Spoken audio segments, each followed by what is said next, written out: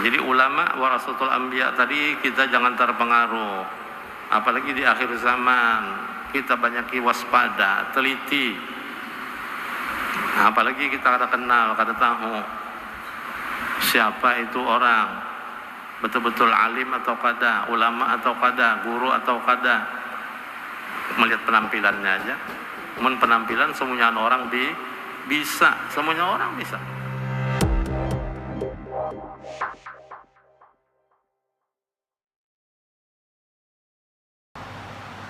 Nah, jadi ulama warasatul anbiya tadi kita jangan terpengaruh, apalagi di akhir zaman. Kita banyak waspada, teliti, apalagi kita kada kenal, kada tahu siapa itu orang, betul-betul alim atau kada, ulama atau kada, guru atau kada. Melihat penampilannya aja, penampilan semuanya orang bisa, semuanya orang bisa. Ini hari Jumat misalnya ada nampak penampilan dengan sorban, dengan jubahnya berlapis ulang, gamis dan jubah, selendang, tasbih dia hendak digulu, nangganal kayak biji belang kusua. Nah, tuntung assalamualaikum berabut tuh kan menyerbu, bapak menyerbu barokah mengambil berkat jauh salaman fotokopi balik-balik. Jadi sekali ditakunakan nang sebujurnya orang stres. Nah, ini sekalinya orang stres, putus cinta. Nah,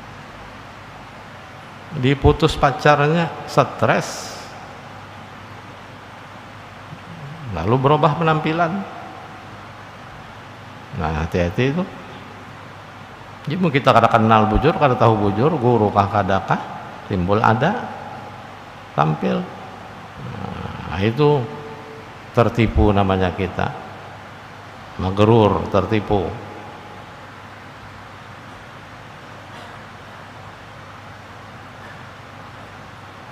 Jadi ulama yang sebenarnya tadi warasatul anbiya ini adalah amilinnya, itu mengamalkan ilmunya.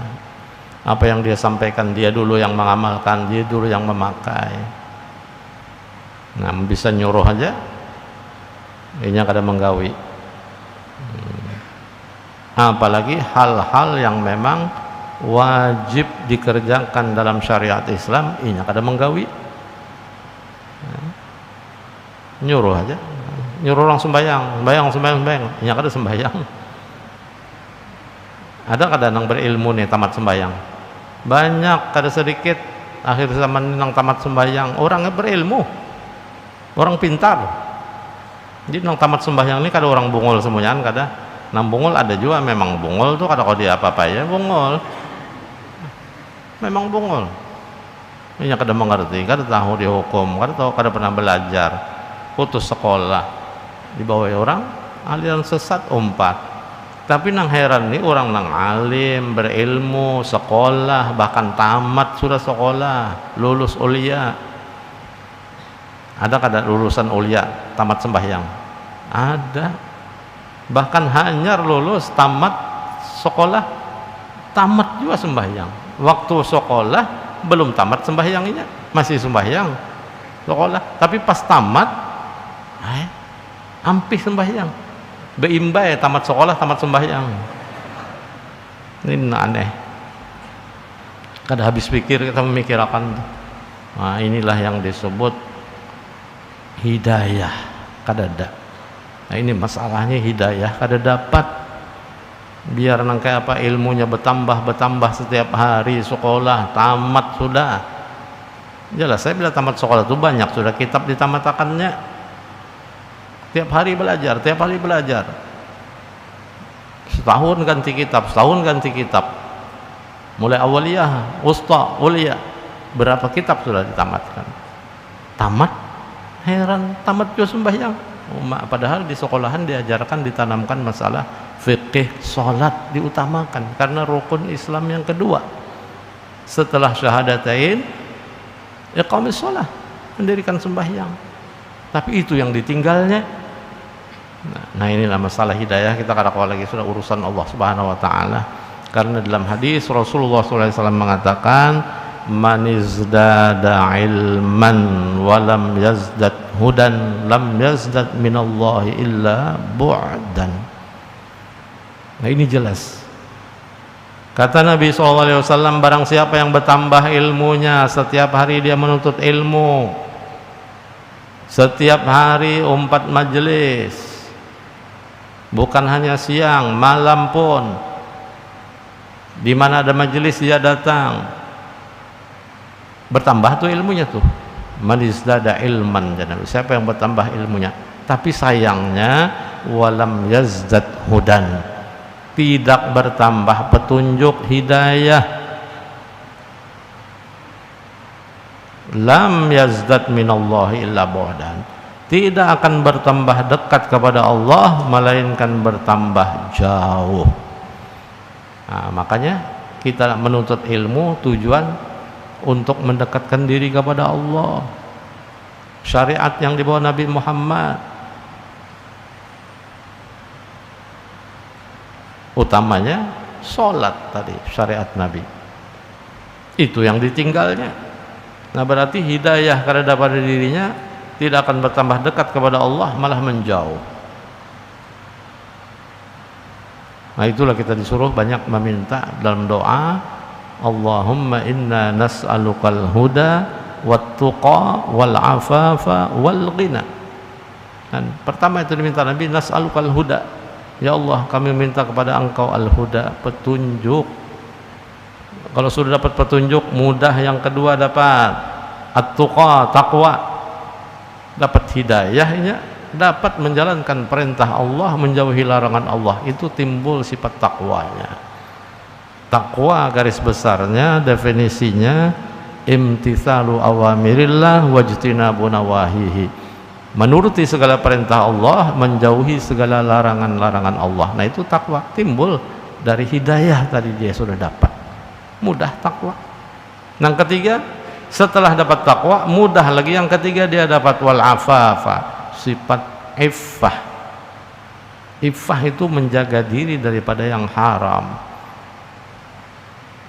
bersih diri daripada yang syubhat. Syubhat saja dia tidak ambil, apalagi haram. Ada kita akhir zaman inilah sudah susah kita membedakan nang mana nang haram, nang mana nang halal, nang mana nang syubhat. Apalagi sampai ada nang bocap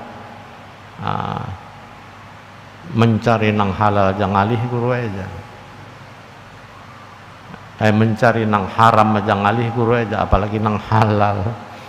Nah, nang haram ngalih itu mencari aja, apalagi nang halal. Nah, syubhat, apalagi samar antara halal dan haram, itu syubhat. Wa bainahuma umurun mustabihat. Dalam hadis, al halalu bayyinun wal haramu bayyinun wa bainahuma umurun mustabihat. Halal itu nyata jelas, haram itu pun nyata jelas, tapi ada di antara halal dan haram itu nang perkara samar-samar. Kada tapi jelas halalkah haramkah, halalkah haramkah. Tapi diperjelas oleh Rasulullah SAW di hadis itu, di hadis Arba'in Nawawi.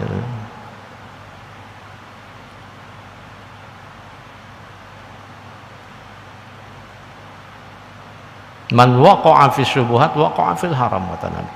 Diperjelas oleh Nabi. Siapa yang terjerumus dalam nang syubhat, maka dia akan terjerumus kepada yang haram. Nah, menragu tuh. Halalkah haramkah, halalkah haramkah? Tinggal. Karena di hadis lain ada lagi Nabi mengatakan da' ma yaribuka ila ma la yaribuk. Tinggalkan, kata Nabi, apa-apa yang meragukan kepada yang tidak meragukan, artinya yang yakin. Kita yakin halalnya ambil, yakin haramnya tinggal.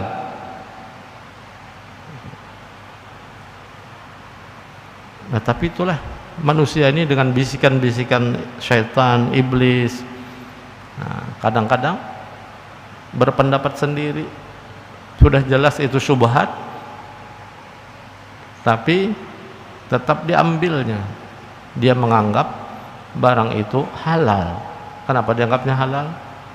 Contoh misalnya dompet gugur di jalan. Nah, orang ke dompet di jalan, ada mendapat di pinggir jalan, melihat apa dia berucap, rezeki nomplok dah. Nah, rezeki nomplok. Padahal subhat nih, jelas sudah orang dompet ini di jalan itu, apakah orang itu bersedekah dengan dompet itu? Memang sengaja menandak dompet di pinggir jalan supaya diambil orang, diniatkan sedekah.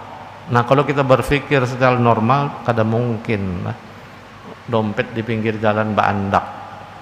Itu pasti orang tercecer, barang lu kotoh narannya, barang nang tercecer. Jangan dipadahkan rezeki nomplok. Itu syubhat. Kalau kita merasa itu syubhat antara halal dan haram, jangan diambil. Mun kita jujur, amanah, silahkan ambil, supaya kada diambil orang yang tidak jujur dan tidak amanah. Bismillah, ambil itu dompet, serahkan ke masjid yang terdekat atau musola yang terdekat, ke panitia, minta diumumkan setiap waktu kena nak sembahyang, umum makan. Siapa-siapa yang ada tercecer dompet di jalan misal jalan Ayani dekat Masjid Al-Karomah, namun dekat Al-Karomah, serahkan ke panitia Masjid Al-Karomah dompet nang dia dapat. Kalau dia amanah tadi, ambil, serahkan. Mun kada amanah mah ambil, enggak diserahkannya masuk kantong tuh. Tapi menyerahkan ke masjid tadi itu dengan panitia masjid, jolong ini dompet. Nah, panitia masjid pun harus amanah juga pulang menerima ini dompet. Jangan panitia masjidnya, ini rezeki nomplok sorong, ini datang sorongan kamari, padahal di jalan tadi datang kok. Itu ampun orang supaya diumumkan. Nah, mau makannya pulang harus pintar. Dompet tadi hanya dompet yang diumumkan, ditemukan sebuah dompet. Jangan disambati isinya. Mendapati isinya, datangan nama orang. Pada-padanya mengaku, nang jahil padanya mengaku. Jadi sebuah dompet sudah, warnanya jangan disambat juga, karena interogasinya itu lawan orang nang datang mengaku, dompet aku hilang, cecer ini. Apa dompet mereknya? Takut mereknya, warnanya apa, di dalamnya apa. Kalau pas disambatnya, dompet merek krokodil misalnya, krokodil, buaya, cap buaya dompetnya, warnanya coklat jadinya. Nah, pas sudah, krokodil mereknya, coklat warnanya, isinya, takutnya isinya pulang, jangan-jangan nih nebak bener aja nih, kebulujuran. Isinya duit jadinya. Berapa? 500 ya. Pas 500 dia nyambat. Jangan juga langsung jolok 500 duitnya apa aja? Ratusan kah, 50-an kah, 20 ribuan kah? 500 nya, ratusan 5 lembar, pas. Nah, mundak teliti lagi, ratusan hanyar kah, ratusan buruk kah? Mauk ini jar. Kebanyakan betakun, tuh ditunda tau lah jar. Sarikinya, sudah berapa macam sudah disambat dapat tuh udah. Makinnya panitia meneliti bujur. Nah, sudah punya 2-3 buting gin pastinya menyambat saya jolong dah.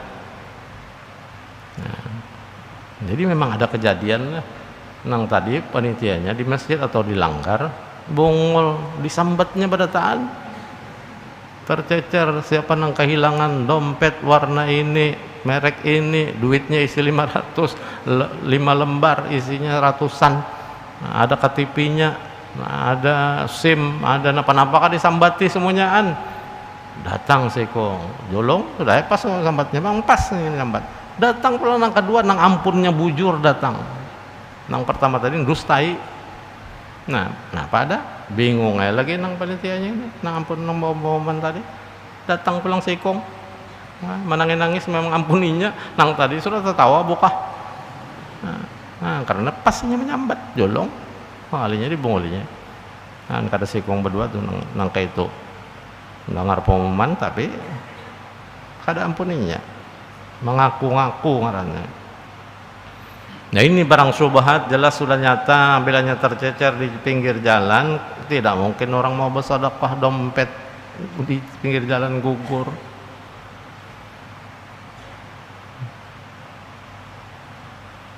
Menurut orang bersedekah istilah orang ke masjid kan jolong atau di pinggir jalan ada fakir miskin dibaginya, menang gugur tadi dompet lain. Nah jadi mau makan tuh karena tahun mau memakannya. Nah kecuali benda nang kada awit bisa basi buruk macam makanan tercecer di pinggir jalan sebungkus nasi kuning. Nah nasi kuning orang nukar sebungkusannya pulang gugur di pinggir jalan, menggantung di sepeda motor kah gugur. Melihat kita lihat nasi kuning. Nah ini pun jolong ke masjid diumum makan setahun. Nah pakai sah. Benar kayak apa tuh? Nah kita amanah, kita jujur, ambil, diniatakan dalam hati, makan. Karena bila sampai sore aja basi udah. Nah dimanfaatkan dimakan, tapi niat dalam hati kita orangnya datang mencari membuliki sini, aku ganti berapa harga sebungkus 10.000. Nah sediakan dah duit 10.000. Kalau orang berbulik kan mendatangi, nah ini 10.000. Jadi sejam 2 jam ya obah udah nasi itu makan, tapi sang duduk aja dulu situ sejam 2 jam tuh, jangan bah makan langsung buka. Hadangi dulu sejam 2 jam, pasti orang tua bulik tuh sampai ke rumah, mana nasi bungkus dari sini hilang nih, pasti bulik itu. Oh pinggir nyusur jalan. Nah kita ada situ ada melihat nasi dari sini semua, sudah aku makan tadi ya. Kenapa dimakan? Munnya ditinggal lawas musih basi, makanya aku membatalkan. Tapi ini nih anak-anak ada duit nih. Nah melihat duitnya himbong tuh orang tuh kada jadi sarik. Nah, apalagi duitnya berlebih. Harga 10.000 seorang 20, ini 20 nih. Tertawa udahnya. Nah itu amanah. Nah kada amanah tadi makan kanyang buka hamnya udah.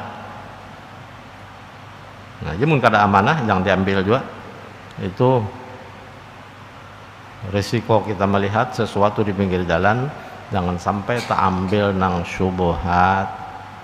Jadi banyak kayak lagi masalah syubhat ini banyak. Nah kadang-kadang kada terperhatikan, apalagi para santri di pesantren, di asrama, banyak banget syubhat tuh.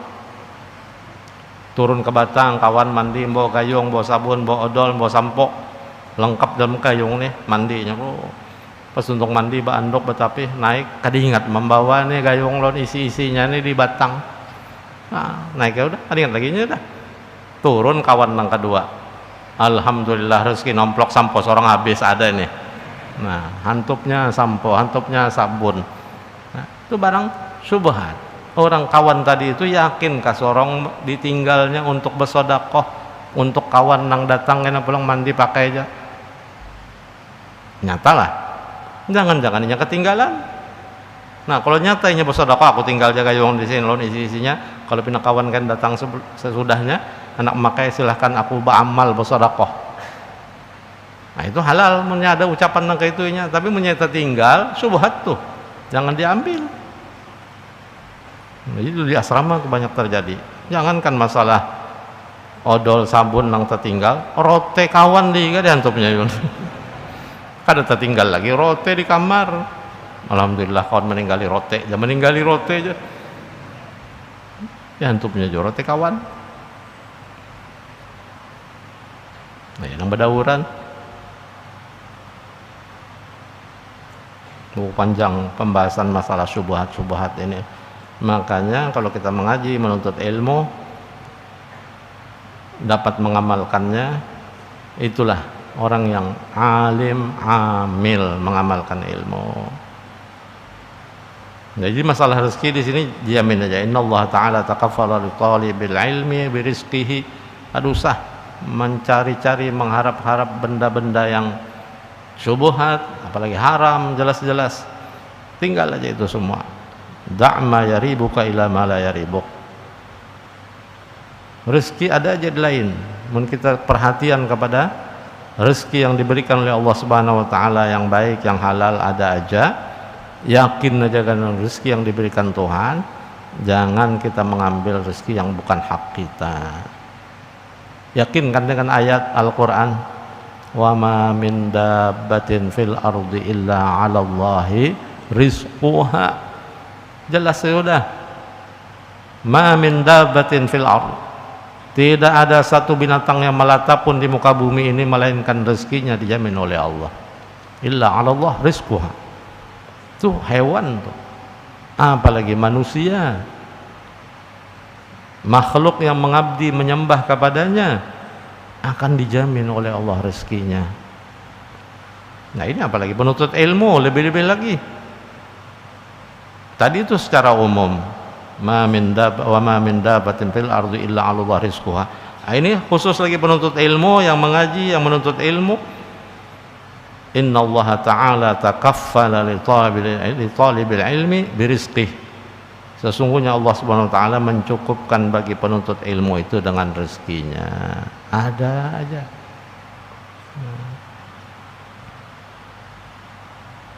Maka hanya saja yang dimaksudkan dengan ilmu pada segala tempat ini, yakni pada segala ilmu yang tersebut di dalam Quran dan segala yang tersebut dalam hadis Nabi SAW itu, yaitu semuanya dikehendaki dengan dia itu ilmu yang memberi manfaat pada agama dan akhirat. Nah, agama dan di akhirat, dalam akhirat. Dan segala ilmu yang memberi manfaat itu telah disebutkan di dalam segala kitab Al-Imam Al-Ghazali rahimahullah ta'ala seperti Ihya Ulumuddin dan lainnya yang tersebut dahulu itu. Dan demikian lagi segala fan ilmu tasawuf itu semuanya ilmu yang memberi manfaat di dalam dunia dan akhirat. Karena ilmu tasawuf sekarang ini telah terhimpun di dalamnya ilmu usuluddin dan ilmu fiqih dan ilmu tariqah seperti yang tersebut di dalam kitab Mukhtasar Ihya Ulumuddin, yaitu asal kitab ini dan seperti yang tersebut dalam kitab Ihya Ulumuddin dan lainnya daripada beberapa kitab ilmu tasawuf yang membicarakan ilmu suluk, yakni ilmu tariqah. Nah, ini lengkap terkandung sudah semuanya. Nah, jadi mudah-mudahan kita dapat menjalankan syariat Islam dan mudah-mudahan kita dapat mengamalkannya sehingga kita disebut orang yang amilin. Dan kita besok sudah memasuki 1 Zulhijjah insyaallah. Nah, ini kita disunnahkan untuk puasa di 10 pertama bulan Zulhijjah. Rasul bersabda, "Ma min ayyamin ahabba ila Allah an yuta'abbada lahu fiha min 10 Zulhijjah ya'dilu siyamu kulli yawmin minha bi siyami sanatin wa qiyamu kulli lailatin minha bi qiyami lailatul qadar." Ini kata Nabi SAW, tidak ada hari-hari yang lebih Allah sukai untuk beribadah selain 10 hari pertama di bulan Dzulhijjah. 1 hari berpuasa di dalamnya setara atau sama dengan 1 tahun berpuasa. 1 malam mendirikan sholat malam setara atau sama dengan sholat pada malam Lailatul Qadar. Nah, jadi esok masuk 1 Dzulhijjah. Nah, sampai 10 Dzulhijjah, 10-nya itu hari raya. Nah, dibolehkan berpuasa dari 1 sampai 9. Kadang-kala sepanjangan itu puasa 9 hari, utamakan di hari Arafahnya. Kalau dapat bergandeng 2 hari Tarwiyah, 8 Dzulhijjah, 9 Dzulhijjah. Nah, jadi mudah-mudahan kita dapat melaksanakan dan mudah-mudahan kita panjang umur, sehat badan. Mudah-mudahan dapat mengamalkan semua apa yang disampaikan oleh Rasulullah SAW.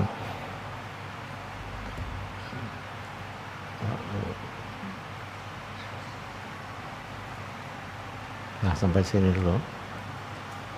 Bisirin Nabi wa alin Nabi wa bisiri suratil Fatihah.